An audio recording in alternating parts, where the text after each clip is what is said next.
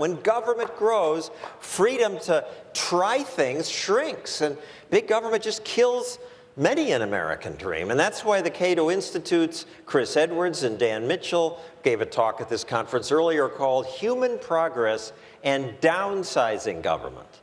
So this has been your theme for a long time, but it gets in the way of human progress?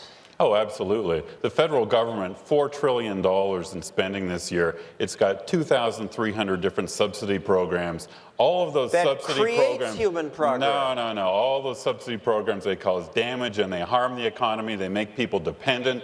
They reduce our freedom. And I'll give you one example. I mean, farmers, they're happy to get $20 billion a year from the government, but it reduces their freedom because with the spending comes all these regulations on what farmers can farm and how many acres and all this sort of stuff. So federal spending comes with regulations that reduces our freedom. That's in addition to all the damage that the taxes do. People don't get that. Spending is spending for job training, for food stamps that help people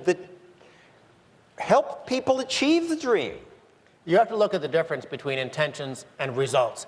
Every dollar the government spends, they have to get it from someplace. They either tax it out of the private economy, borrow it, or they just print money and debase the existing currency. As government gets big in terms of consuming more and more of our economic output, the growth rate falls. There's a reason why countries like France and Italy grow slower than us. But there's also a reason why Hong Kong and Singapore grow faster. There's a very clear negative relationship between human progress, i.e. economic growth, and the size of government. And America grew fastest when we had a little government. Oh, that's right. In fact, government spending was under 4% of the economy all the way up through Calvin Coolidge in the 1920s.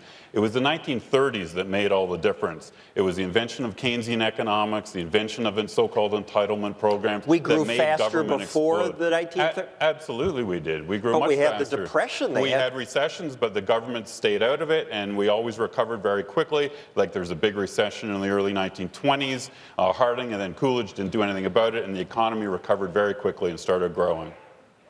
People say, without big government, we destroy the planet. No, in fact, a lot of federal spending damages the environment. California's had this terrible drought. It is partly the responsibility of the federal government that has been subsidizing water for a century now. It's caused overconsumption.